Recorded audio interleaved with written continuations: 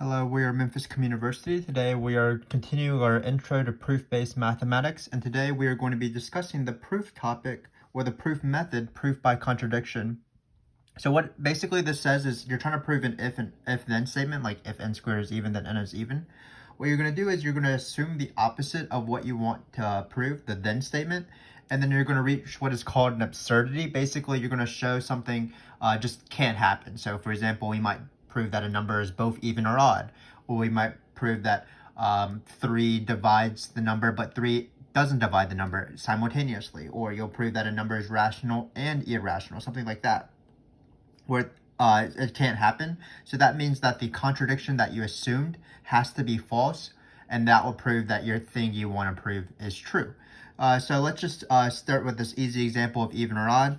We're just going to be using our sort of our definitions that we developed when we did direct proofs. So we're going to have stuff about even or odd integers. We're going to have stuff about dividing. And we might have a few things at the end that are very popular, these sort of proofs, by contradiction, these examples. But let's get started. So, for example, we're trying to prove if n squared is even, then n is even. So we're going to start our proof. And basically, again, we're going to say if n is even, suppose n squared is even. So we just suppose our normal statement. Or we can say let n squared be even. N is an integer, of course. So suppose n squared is even, we can say. Where n is an integer. Integer. And then what we say is we assume the opposite of what we want to prove. So what's the opposite of n being even? We're going to show, we're going to assume that n is odd. So assume for the sake of contradiction, so we can write that as fancy words. So assume for the sake of contradiction,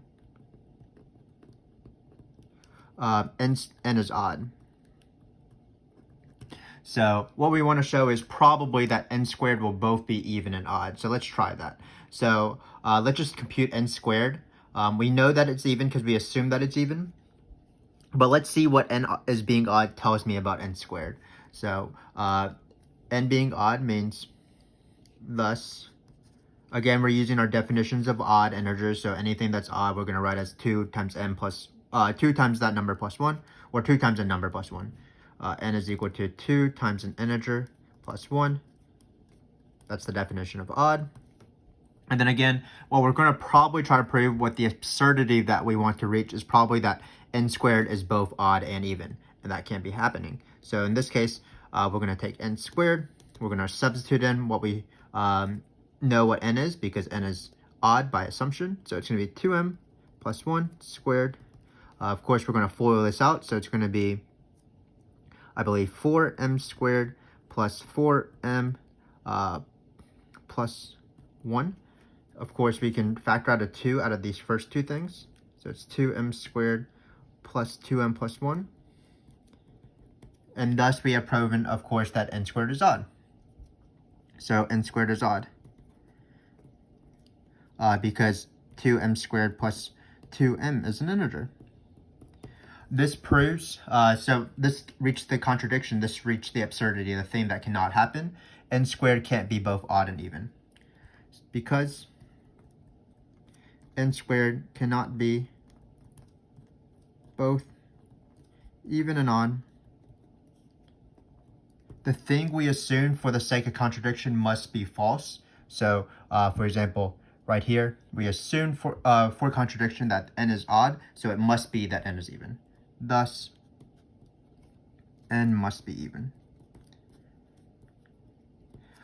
For example, this is just how you do contradiction, so let's just review what we did.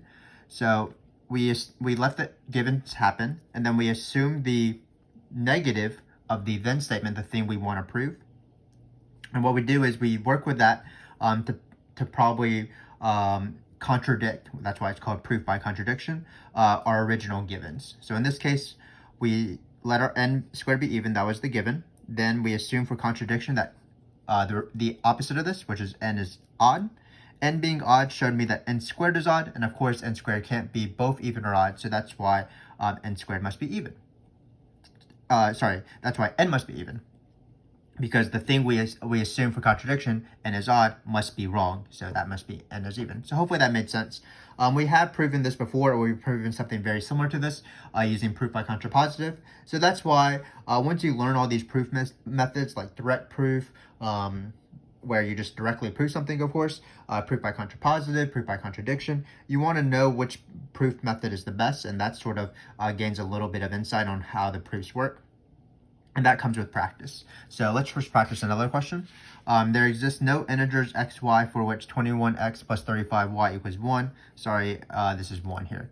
So again, let's just go for the proof. So proof, what we're going to do is we're going to assume the opposite. So let's just say there are integers x, y, and then hopefully we'll reach some sort of absurdity. So there are integers x and y for which 21x plus 35y is equal to 1. Well, so we assume the assumption, we assume the contradiction. We can say, for the sake of contradiction.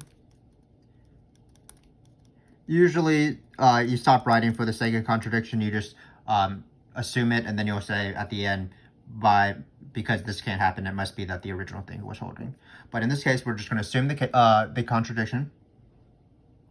And then what is special about 21x plus 35y? It's somewhat contrived, but notice that 21 plus x plus 35y, y are 21 and 35, the numbers in this case, it's because 7 divides both of them. So what we're going to try to do is show that 7 can't divide 1, basically. And if this were to hold, it would mean that 7 would divide 1. So let's see how that works. So again, we can express 21x plus 35y. We can write the word note here. Note 21x plus 35y equals, we can factor out a 7. So that's that. And then what's the definition of dividing? Well, if you can show that 21 something, your multiple, is equal to 7 times the number, that means that 7 divides this thing right here. So by definition of division, because this is an integer, so 7 times an integer is equal to this, that means 7 divides this quantity right here. 7 divides 21x plus 35y. Great, but if 21x plus 35y is equal to 1, and 7 divides 21x plus 35y, it must be that 7 divides 1 then. And thus, 7 divides 1. But of course, that is an absurdity, which is not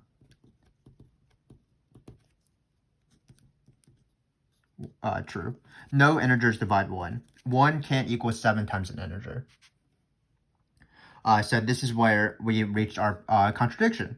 We showed something that was absurd. So it must be that the thing we assume for the sake of contradiction must be false. So in this case, there must be no integers x and y for which 21x plus 35y equals 1.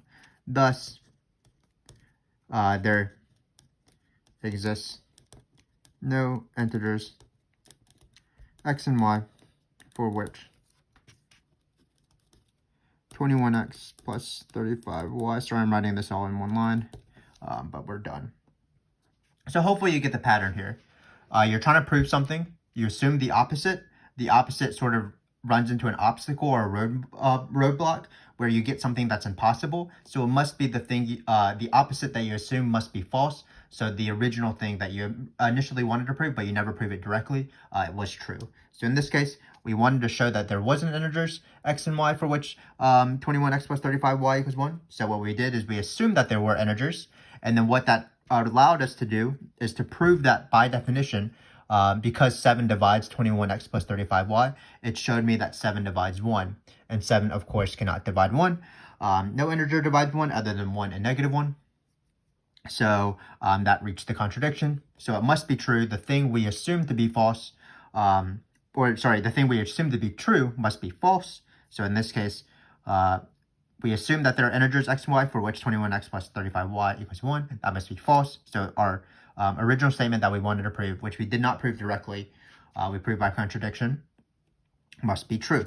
So let's keep going. We have a few more examples left. So let's say we have x, y are integers, and let's assume that 4 divides x squared plus y squared. And what we're going to try to prove by contradiction is that x and y are not both odd. So let's let the givens be whole. So the if statement as well as that they're both integers. So let x, y be integers, where 4 divides x squared plus y. So for the sake of contradiction, we're going to assume that the opposite of this statement, and then hopefully that will reach some sort of contradiction or some sort of absurdity, and it must be true that this statement is true. So what's the opposite of x and y are not both odd? That would mean that x and y are both odd.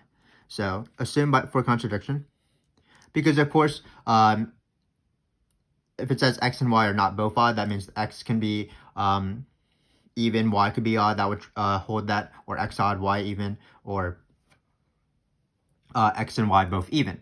But x and y not being both odd, what's the opposite of that? That is x and y are both odd. So again, assume for contradiction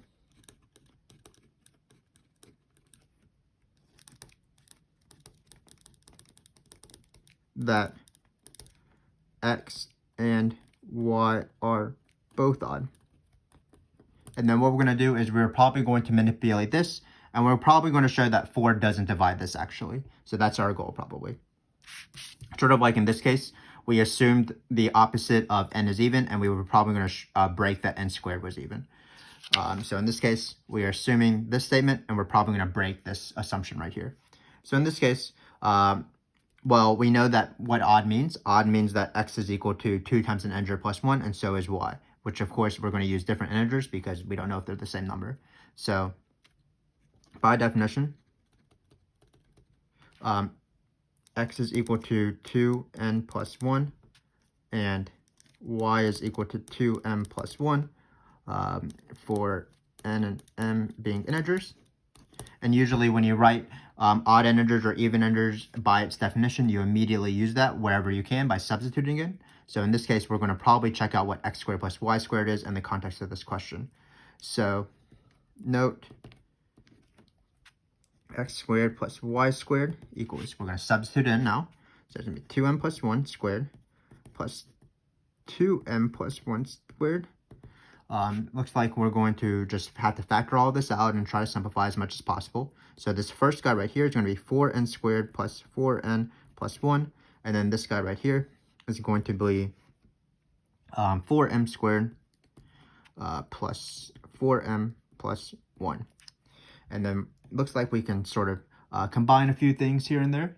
So, sorry, one second. So we're just going to take out a 2 out of everything because it looks like we can do that. So it's going to be 2 times 2n squared plus 2n. We can take out a 2 out of this 1 because we're doing plus 1 plus 1. We'll do that later, but it's plus 2m squared plus 2m plus 1. So again, all we did was we factored out 2. And now it looks like this thing is going to be an odd integer because I can take out 2 out of all of these things. And that'll be 2 times something plus 1. 2 times an integer plus 1. So we have this outside 2 that we factored out earlier. And now we're going to factor out within the parentheses another 2. Because we might as well. It's always nice to write things as odd integers if possible. Or even integers. So we have this. So notice what we've proven is that x squared plus y squared is equal to 2 times an odd integer. So x squared plus y squared is equal to 2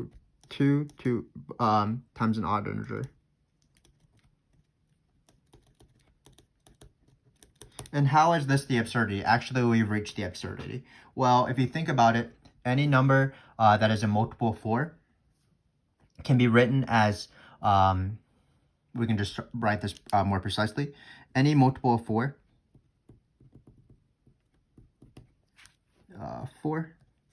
let's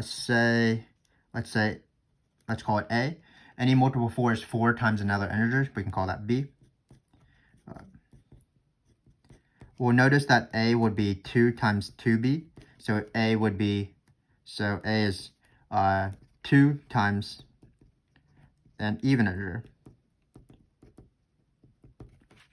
So it must be true that this is a absurdity, because what we did is we assumed that 4 divides x squared plus y squared, meaning x squared plus y squared is a multiple of 4. But sort of the rules of multiple 4s is that any multiple 4 is going to be 2 times an even integer. Just keep in mind, if you divide by 2, you can divide by 2 again always when you're doing dividing by 4, because that's what dividing by 4 means. Divide by 2, then divide by 2. So when we have this x squared plus y squared thing, we can divide by a single 2 first, but we can't divide by that second 2. So that makes that x squared plus y squared must be, can't be a multiple of 4. But we assumed that it was a multiple of 4. So that means that by our contradiction, the thing we assume for the sake of contradiction, which in this case was that n and y are both odd, that must be false. So it must be true that either one of n or y is even, maybe both of them. So that's the proof. Again, we assume something for the sake of contradiction, the opposite of what we want to prove. That, for example, in this case was that x and y are both odd. Then we use definitions to prove that something breaks. In this case, we proved that 4 doesn't divide x squared plus y squared, because in the end, we got something where we show that x squared plus y squared is not 2 times an even integer, which all multiples of 4 are, but we showed that x squared plus y squared is actually 2 times an odd integer, which is the contradiction. So that's sort of, again, this general strategy. You have some sort of statement, you assume the givens as you need to, and then you assume the opposite of the statement you want to prove. That usually allows you to use some sort of definition like even or odd or division, and then you sort of make your way through the problem, and then eventually you'll reach some sort of roadblock or absurdity, something that is impossible, like a number being even or odd, or some like a positive integer both being divisible and not divisible by a certain number, something like that. And when you reach the roadblock, you know that whatever you assume must have been false. So that means the original statement was true. So it's sort of a reverse process sort of situation where you're not proving these directly. So that's why they're not called direct proofs. So now let's do this question right here. So we have 2 more questions. Prove that the number log base 2 of 5 is irrational, and then also prove that square root of 2 is irrational. So we're going to end off with 2 irrational questions that involve the number 2, which is not by coincidence, because 2 defines what a number being even or odd. So let's see that. So what would be the contradiction for this case? Well, we would assume that log base 2 of 5 is rational. And what we're going to try to show is that there's going to be some sort of absurdity eventually. So suppose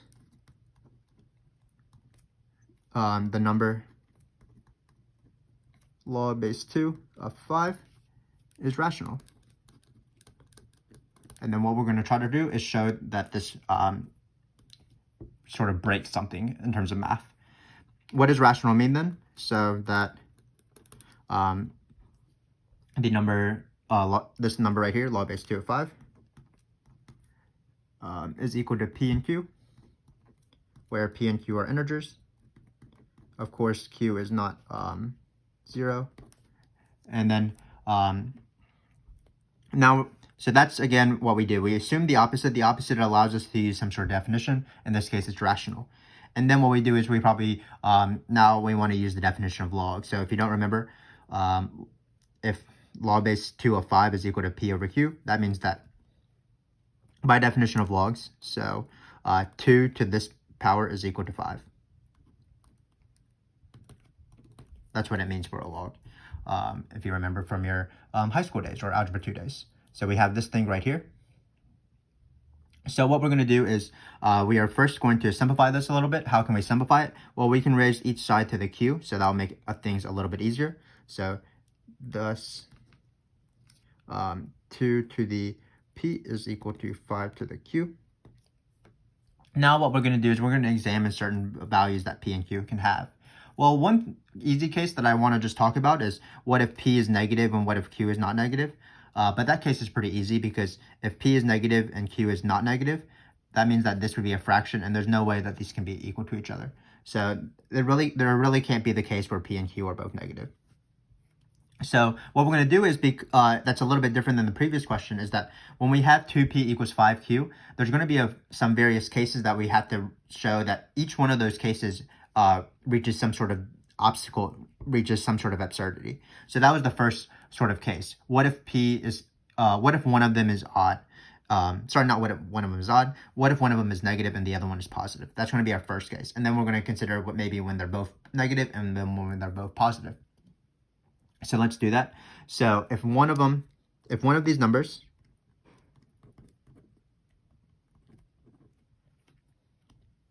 let's say exactly 1, instead of so that we don't include the option where they're both negative. If exactly one of p and q is negative,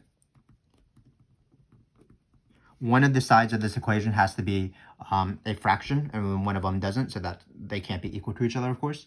So because one of them will be an integer, then one of the sides of the equation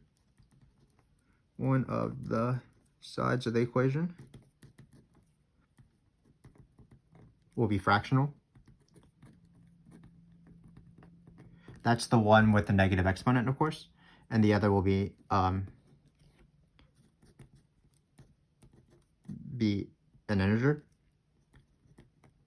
which is a contradiction. So again, we're just considering various cases, and in this case, we've already reached a contradiction. You'll get something where it's fractional equals an integer. That's the contradiction. So this case can't happen. So that's impossible. So now let's look at the case where it's more likely, which is p and q being either both positive or both negative. Well, if p and q are both negative, then you can just reduce the negatives. So we're just going to consider the case where p and q are both positive. So if p and q are both negative, positive or negative, I mean, really, if they're both negative, then you can just revert, like it would be like 2 to the some negative power, and then 5 to some negative power. You could switch the sides of the equation, and then you would end up getting 2 to some positive integer, and q to some positive integer. So really, you only need to consider the p and q being both positive. But what happens if p and q are both positive? Well, let's just use our even and odd arguments. So of course, any multiple of 2 is going to be even, and then any odd integers squared is not squared, but any power of odd integers is going to be odd. So let me just repeat that because I sort of butchered that. But the product of any number of even integers is going to be even, and the product of any odd integers will be odd. So if p and q are both positive or odd, this is impossible.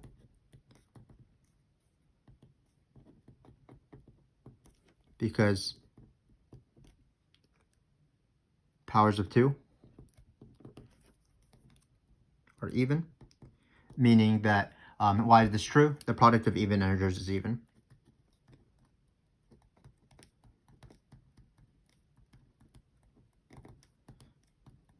And we've probably proven that before. If you wanted to, you could prove that, but it'd be something like x is equal to 2n, y is equal to 2m, x times y is 2n times 2m, which is the same thing as 2 times 2nm, showing that the product of even integers is an even integer because you're showing it it's 2 times an integer. Same thing with powers of 5, so being odd. So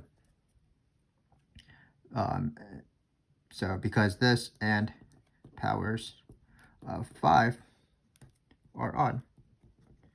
Same thing, the product of odd integers is odd.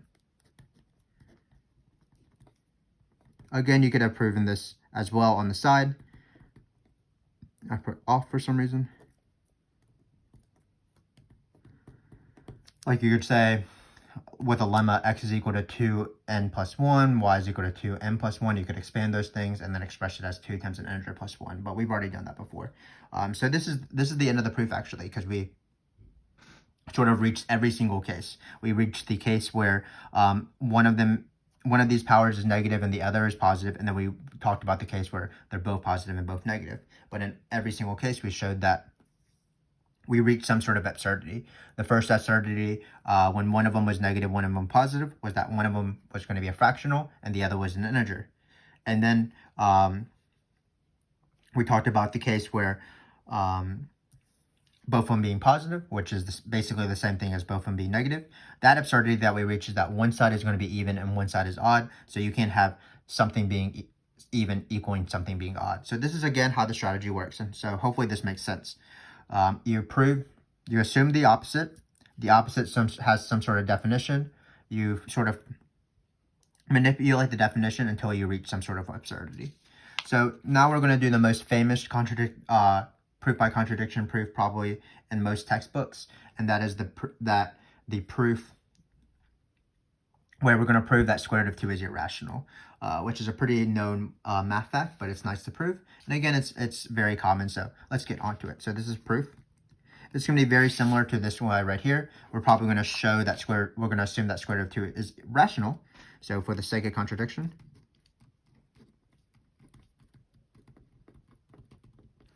we are assuming that the square root of 2 is rational. So what we're going to do, of course, is we're going to use the definition of rational, and then hopefully, because of the properties of 2, we'll show that it can actually be rational. So thus, square root of 2 is equal to p over q, where p and q are integers.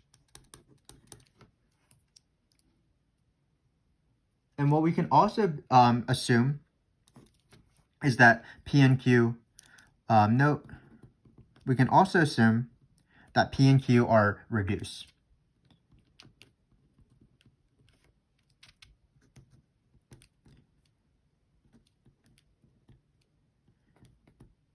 To lowest terms. Because if not, then we just divide by whatever common factor it is until we get to something reduced to lowest terms. So anytime you have a ratio of integers, you can always reduce it to lowest terms. Sort of a fact you've known since your fraction days. So in this case, this is the assumption, and then hopefully this will break the at some point. So we have square root of 2 equals p over q. What should we do? Well, there's not much to do, so let's just try to simplify all of this as much as possible. So we're going to square both sides. So squaring both sides.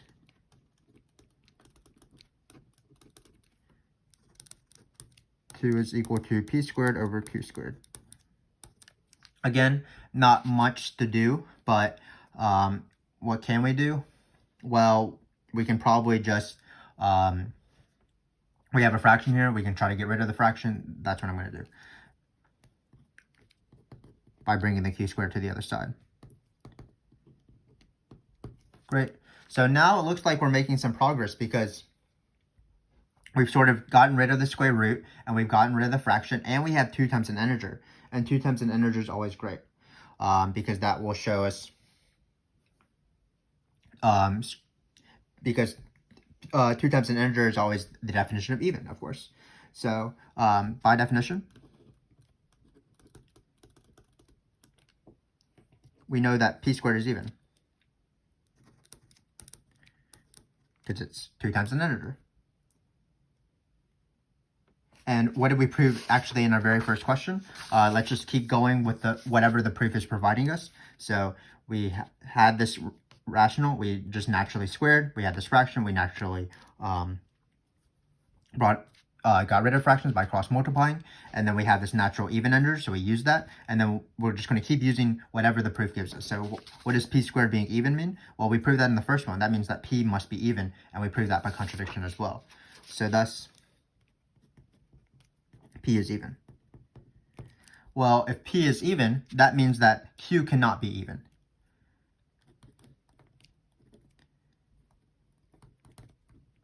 And why is that true? Well, remember that we assume that p and q are reduced to lowest terms. So that means that they both can't be even, because if they're both even, so this is because p and q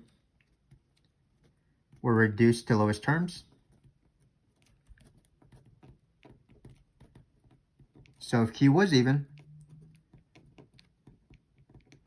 we could have canceled out 2's to reduce it to further lowest terms. So then our lowest terms wasn't actually the lowest terms, and that's the contradiction.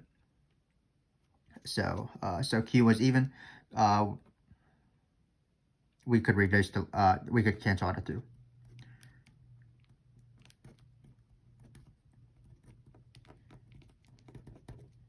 So if Q cannot be even, that means Q is odd. So we can write that right here. So Q is odd. So our goal here is going to show that Q actually is odd and even, and that will be our contradiction of the entire proof. So again, what have we done so far? We have started off with this statement right here. Because we have assumed that square root of 2 is rational. Square root of 2 being rational means that it can be written as a ratio or as a fraction of integers. Then we sort of started manipulating things algebraically. We squared both sides. We were like, let's get rid of this fraction. We brought over the q squared. Then we got 2 times an integer. That means that by definition p squared is even. We proved earlier that p squared being even means that p is even. And because we talked about that it was reduced in the lowest terms, both of these integers can't be even. So if p is even, that means the q must be odd, because then we could have factored it a little bit more at the beginning of the question when we reduce things to lowest terms. But now we are going to continue going. So we still have not used the fact that p is even though. So remember that anytime you show that something is even, you probably will use the fact that by definition p is equal to 2 times an integer. So let's do that. Thus, so this is just a later part of the proof. This has nothing to do with the q being odd. Other than that, we're going to contradict it. So we're starting off with this part right here. P is even. We use the fact that p squared is even to show that p is even, but we still haven't used this fact, and usually use every fact that you sort of express. So p being even, note as well, p is even. So p is equal to 2 times n, where n is an integer.